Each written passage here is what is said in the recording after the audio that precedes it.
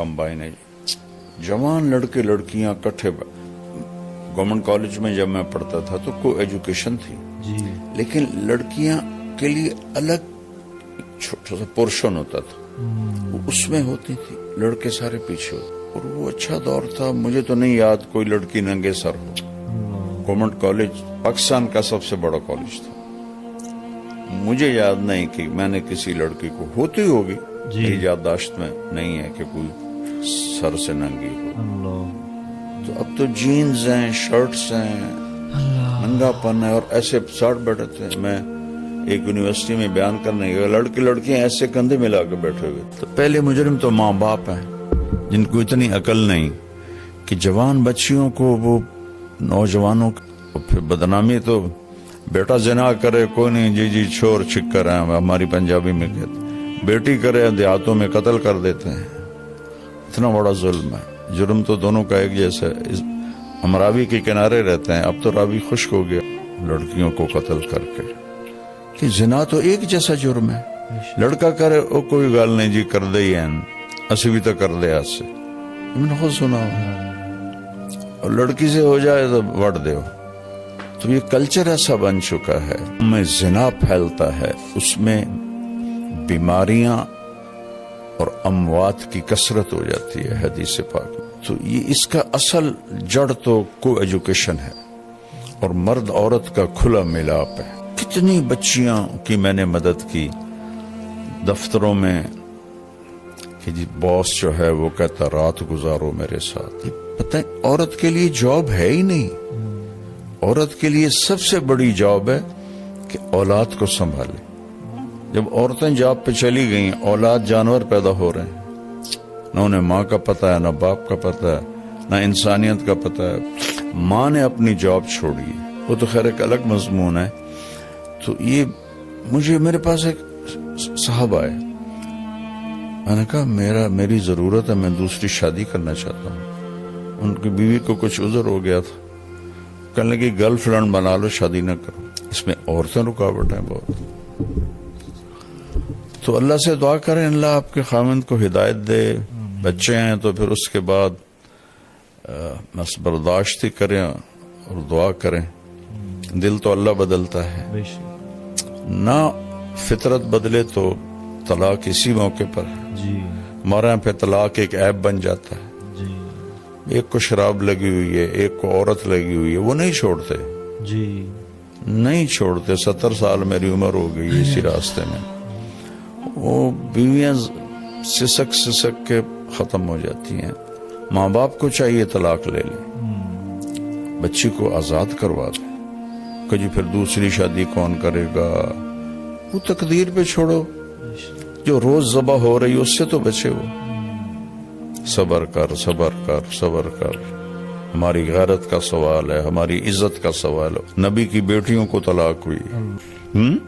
फिर मैं मजबूर होता हूँ कहने पर, पहले मुजरिम तो माँ बाप है जिन्होंने स्कूल स्कूल स्कूल स्कूल इंसानियत नहीं सिखाई अपने बच्चों को, अखलाक नहीं सिखाई। ये तो बचपन से बीज डाला जाता है। या बच्चा आंखें शऊर में खोलता है तो उसका दिमाग खुल जाता है, वो हर चीज पिक कर रहा होता है। उसी वक्त से उससे प्यार मोहब्बत और जिंदगी कैसे गुजारनी है ये बताना होता है। जैसे तोते को रटाते हैं प्यार मोहब्बत से जी, तो वो तो करते ही नहीं। देखो एक होता है हमारे घर में गार्डन है जी, तो हमने माली रखा हुआ है, वो आता है, वो ऐसे तराश खराश करता है, खुश्क शाखों को काटता है, जो इधर निकल जाती हैं उनको फिर तो वो पौधा बन के निकलता है। ठीक है।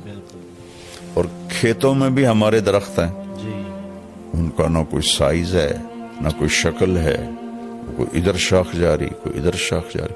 तहजीब का मतलब है कांट छांट, अरबी का लफ्ज है तहजीब, कांट छांट। तो ये तो माँ बाप करते नहीं, टाइम नहीं देते। और घर में होते हैं तो मोबाइल पे होते हैं या टीवी पर होते हैं, तो बच्चों को भी मोबाइल पकड़ा देते हैं। तो फिर वो कैसे जानेंगे कि प्यार से रहना है। और हर بچپن سے فطرت ہو جاتی ہے جو میں چاہوں وہ ہونا چاہیے. اس کو اس فطرت سے نکالنے کے لیے ماں باپ کو، اس لیے تو اللہ نے ماں کو کہا تو تیرا سب سے بڑا وظیفہ، جاب، نوکری یہ ہے کہ نسل کو تیار کر. چونکہ باقی ہر مخلوق پڑھی لکھی پیدا ہوتی ہے، اس کو اللہ اس کے پیٹرن پر خود چلاتا ہے. انسان جنگلی پیدا ہوتا ہے، اس کو کچھ پتہ کوئی نہیں. لا تعلمون شیئا قرآن میں آتا ہے واللہ اخرجکم من بطون امہاتکم لا تعلمون شیئا، ہم نے تمہیں ماں کے پیٹ سے نکالا، تم کچھ بھی نہیں جانتے تھے. لیکن بیٹا ایک چونٹی بھی انڈے سے نکل کے جانتی میں نے کیا کرنا. اور چونٹی کے جو گھروں میں اندھیرا ہوتا ہے، نیچے گھپ اندھیرا ہوتا ہے، اور چونٹی 1 سینٹی میٹر سے آگے نہیں دیکھ سکتی. اور ان کا سسٹم دیکھو، ان کا طریقہ دیکھو، ان کا لائن میں جانا دیکھو. باقی مخلوق کو اللہ خود علم دیتا ہے. ہمیں طاقت دے دی، علم باہر رکھ دیا کہ سیکھو، اور اس میں امتحان ہے، غلط بھی رکھ دیا، صحیح بھی رکھ دیا، کفر بھی ہے، اسلام بھی ہے. اپنے ہاتھوں سے بت بنا کر انہی کے آگے ہاتھ جوڑ کے کھڑے ہوتے ہیں.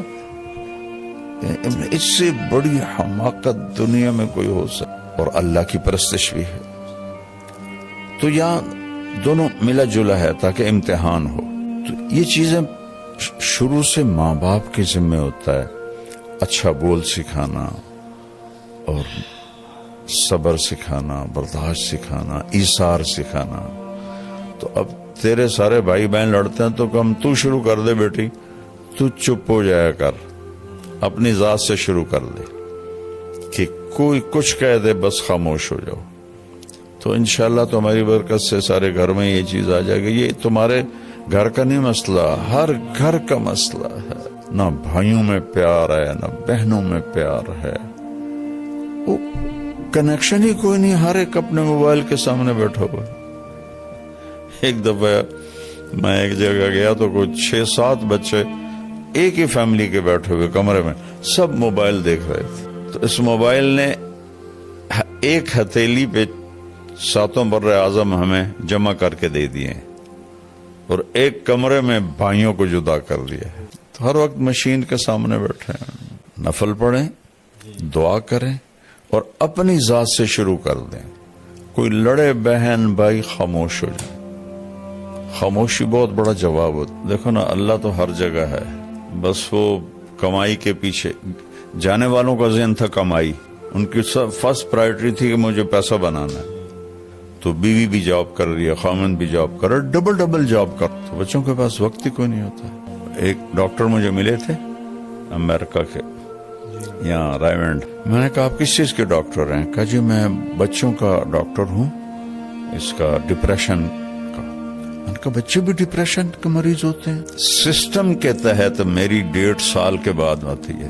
اتنے لائن میں بچے ہیں سسٹم کے تحت. میں نے کہا کیا وجہ ہے؟ کہا ماں باپ کوئی نہیں، شادی کوئی نہیں، بوائے فرینڈ گرل فرینڈ. اب بچہ پیدا ہوا کون سنبھالے؟ دونوں نے جاب پہ جانا ہے. تو وہاں وہ جو بنے ہوئے ہیں ڈے کیئر وہاں چھوڑ کے جاتے ہیں. وہاں وہ چیختے چنگاڑتے ہیں اور ٹکریں مارتے ہیں جب تھوڑا بڑے ہو جاتے ہیں دیواروں میں. تو ہم نے 6 فٹ دیواروں پہ فوم لگایا ہوتا ہے کہ اگر بچے ٹکرے ماریں تو ان کا سر زخمی نہ ہو. اس لیے وہاں حد سے زیادہ ڈپریشن ہے. جبھی تو زیادہ وہاں نشہ چلتا ہے کہ وہ نشے کے بغیر وہ صحیح چل نہیں سکتے. ان کو کھا جاتی ہے اندر کی خلا جو ہے. دیکھو جو یہ جگہ نا بیٹا، یہ اللہ کے تعلق سے پر ہوتی ہے، شراب سے نہیں. جنید جمشید رحمت اللہ علیہ جیسا خوبصورت، ٹال اور سریلا اور موسیقی میں شہرت پانے والا پاکستان میں نے کوئی نہیں دیکھا. نوجوان نسل میں پچھلے بڑے گلوکار نہیں.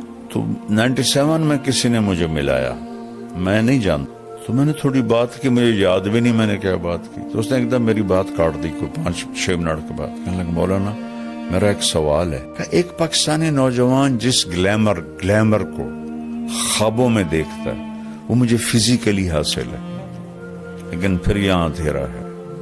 یہاں اندھیرا, یہ جگہ خالی ہے. مجھے لگتا ہے میں وہ کشتی ہوں جس کا کوئی ساحل ہی کوئی نہیں. یہ ایسا کیوں ہے؟ یہ ہے سارا کہ وہ جو اندر کی فرسٹریشن ہے وہ ہے اللہ سے دوری. وہ اسے دور کرتے ہیں شراب سے, عورت سے, میوزک سے, کلبوں سے, اور بڑھ جاتی. پھر میں نے جنید مرحوم سے کہا, میں نے کہا تیرے اس گھٹنے میں درد ہو, تم میڈیسن یہاں لگاؤ, ٹھیک ہو کہ کہنے لگا نہیں. میں نے کہا کیوں؟ کہ جہاں درد ہے وہاں دوا نہیں ہے, اور جہاں درد نہیں وہاں دوا لگا رہے. میں نے کہا تمہیں اندر جو خالی ہے وہ اللہ رسول سے دوری ہے. تم اسے 5 اسٹار ہوٹل, میوزک, لڑکیوں میں ڈھونڈ رہے ہو, کیسے ملے؟ جتنے بڑے سٹار ہیں بیٹا, یہ سب شدید ڈپریشن. ہمارے دور میں کالج سب سے پہلا جو تھا نا بیٹا پاپ سنگر, وہ تھا ایلوس پریسلے, جن کو ہم سنتے تھے.